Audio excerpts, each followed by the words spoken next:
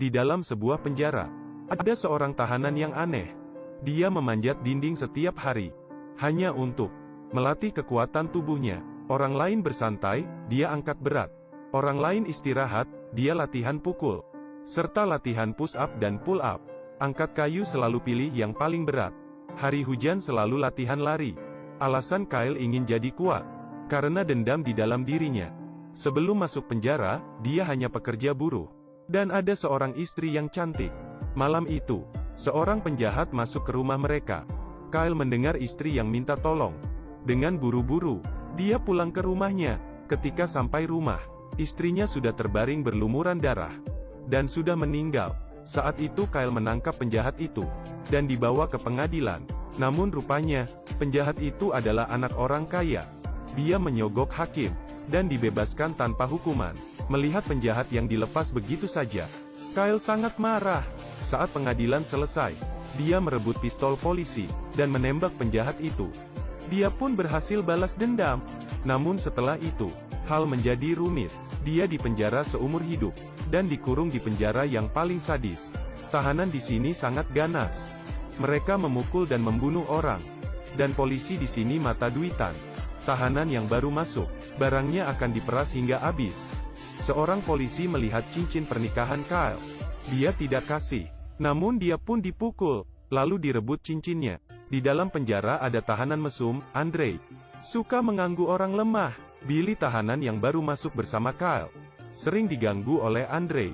Namun polisi pura-pura tidak tahu. Karena Andre memberikan uang. Malam itu, Billy yang disiksa berteriak dengan kuat. Kyle pun susah tidur. Keesokan hari, dia melihat Billy yang disiksa. Dan muka Andre yang sombong. Dia pun terpikir, si pembunuh yang membunuh istrinya. Dia pun memukul muka Andre. Kemudian mereka bertengkar. Polisi pun menahan mereka. Namun mereka hanya menangkap Kyle dan melepaskan Andre, karena Andre memberikan uang. Kemudian, Kyle dikurung di kamar gelap. Ini adalah tempat yang paling seram di penjara.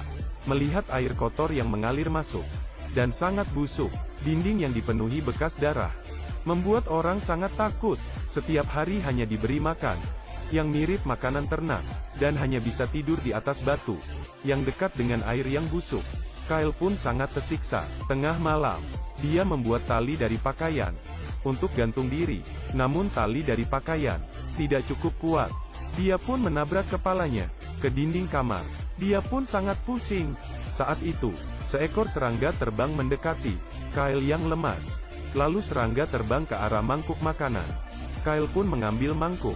Serangga pun menghinggap di sendok, seperti memberitahunya, makanlah agar bisa hidup. Saat itu juga, Kyle terpikir istri baik yang sudah meninggal. Dia kembali semangat untuk bertahan hidup. Dia pun makan makanan di mangkuk. Ketika Kyle keluar dari kamar gelap, polisi mengurungnya di sebuah kamar yang ada 4 kasur, namun hanya 1 orang tahanan. Polisi pun bilang, dalamnya adalah tahanan yang sadis. Sebelumnya 3 tahanan dibunuh oleh dia. Jika kamu tidak ingin mati, kasih saya uang, akan diganti kamar. Lalu Kyle pun dimasukkan ke dalam. Dia melihat seorang pria hitam yang seram. Kyle pun ketakutan. Keesokan hari dia menemui polisi. Dia pun memberikan semua uangnya agar diganti ke kamar lain. Namun polisi bilang uangnya tidak cukup. Kyle pun sadar dirinya ditipu. Namun dia hanya bisa diam. Dia pun mengetahui bahwa ada 3 geng di dalam penjara itu yang sering berkelahi, dan Andre yang dulu dia pukul adalah tangan kanan salah satu geng dan seorang jagoan tinju. Benar, di penjara ini ada pertandingan tinju. Yang menang akan semakin naik daun. Yang kalah akan mati di tempat. Polisi dan kepala polisi pun tahu. Namun mereka tidak melarang, malah mendukung pertandingan tinju, karena bisa mendapatkan untung. Dan gengnya Andre terus mengganggu Kyle. Saat kerja, mereka memukuli Kyle. Polisi hanya melihat dan tidak melarang. Setelah itu mereka mengurung Kyle di kamar gelap. Pada saat hujan, air hujan masuk ke dalam kamar, membuat kamar tadi semakin parah. Akhirnya Kyle sadar dan mengerti, dalam tempat ini hanya kekerasan yang bisa melindungi dirinya sendiri. Dia mulai latihan, tiap hari manjat dinding, push up dan latihan tinju, angkat kayu yang berat, latihan lari. Setelah latihan beberapa bulan, Kyle pun bertanding untuk pertama kali. Lawan dia adalah musuhnya, Andre. Pertama-tama Kyle dipukul dengan kuat, lalu ditendang perutnya, dan dipukul terus oleh Andre. Namun dia masih bisa tahan. Lalu saat ada kesempatan, dia melakukan pukulan balik, terus-menerus. Andre pun melawan, pukul dia dengan keras. Namun saat Andre bangun kembali, Kyle terus dipukuli. Andre pun melempar dia dengan kuat, dan terjatuh keras di tanah. Lalu dia tendang kepalanya dengan dengkul. Kyle yang dipukul hingga hampir pingsan. Saat dia ingin bangun, ditendang lagi oleh Andre. Lalu Andre menyeret dia, dan menabrak tiang besi dengan keras. Saat itu, Kyle menendang bagian bawah Andre, kemudian naik di atas dia, dan menggigit leher dia dengan kuat. Namun saat itu, polisi melihat ada yang salah, berusaha melalai mereka. Namun Andre yang digigit Kyle sudah meninggal. Melihat Kyle, polisi dan tahanan, serta ketua geng, semuanya pun terkejut.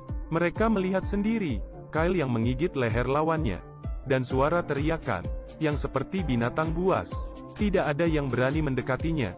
Dari saat itu, Kyle menjadi jagoan tinju yang baru. Cara dia bertarung, jika dipukul sekali, ditahannya, kemudian membalas dengan 4, 5, 6 pukulan, hingga lawannya terjatuh. Dan aturan tinju adalah, yang kalah akan mati. Jadi Kyle membunuh banyak lawan. Dia pun semakin naik daun. Dia memotong rambutnya, dengan gaya yang keren, seperti seorang ketua geng, yang dulunya sering dipukul, sekarang sudah menjadi kuat. Namun seseorang berbeda dengan Kyle. Dia adalah Billy. Dia hanya bisa kabur dari kekerasan di dalam penjara. Beberapa kali kabur, namun ditangkap lagi. Namun tidak putus asa. Hari itu, dia membuka pintu dengan kunci yang dia curi. Dan saat dia ingin mengambil gapit, polisi menemukan dia. Kali ini Billy disiksa dengan sadis. Polisi mengurungnya dengan pria yang kuat, dan disiksa hingga hampir mati.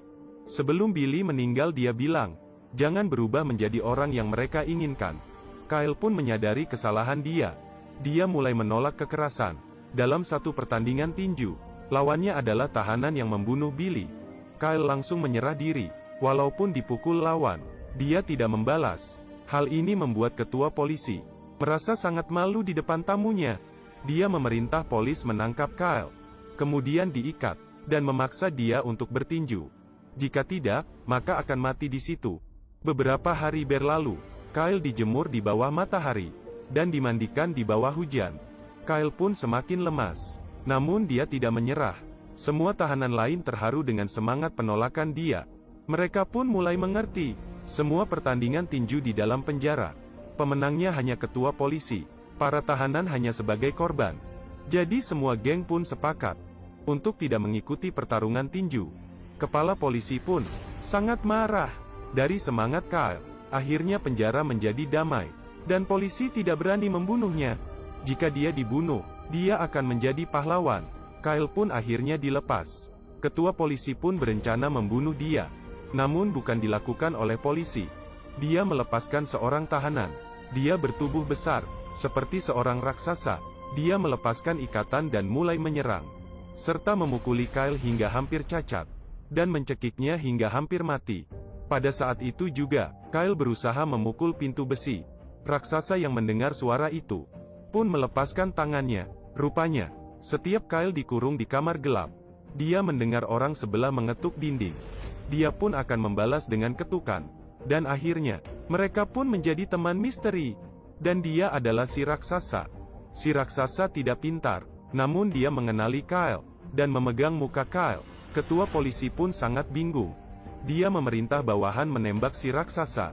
Si raksasa demi melindungi Kyle, dia menahan tembakan dan menyerang polisi, hingga mereka terluka parah. Dengan sisa tenaga, dia membuka pintu penjara, dan akhirnya terjatuh. Tahanan yang marah pun keluar, dan menyerang polisi. Kemudian kekacauan dimulai. Mereka merusak, membakar dan kabur penjara. Akhirnya polisi mengerahkan tim khusus untuk menembak mereka, dan menahan mereka. Pada kekacauan kali ini, Kyle bertemu dengan tahanan pria hitam itu. Rupanya dia bukan pembunuh sadis. Dia adalah seorang hakim. Orang yang mati di tangan dia adalah penjahat tingkat tinggi. Pria hitam itu menyimpan sebuah buku. Di dalamnya adalah bukti kekerasan polisi selama bertahun-tahun. Dia memberikannya ke Kyle, agar Kyle melaporkannya saat di luar. Bagaimana cara Kyle keluar? Sudah direncanakan oleh pria hitam itu. Dia ingin Kyle mengikuti pertandingan tinju. Menang ataupun kalah, ketua polisi pasti akan membawanya pergi untuk dibunuh. Dan saat itu adalah waktu yang tepat untuk kabur penjara.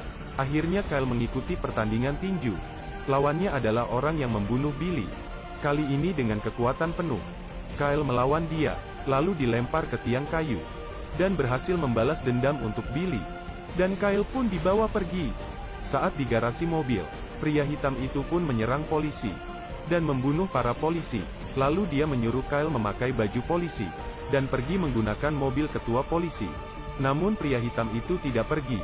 Dia masih ada hal penting yang harus diselesaikan.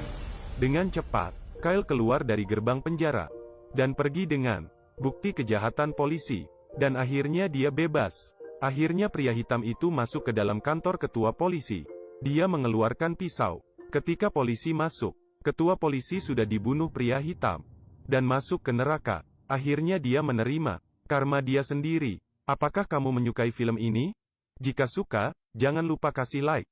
Dan jangan lupa subscribe.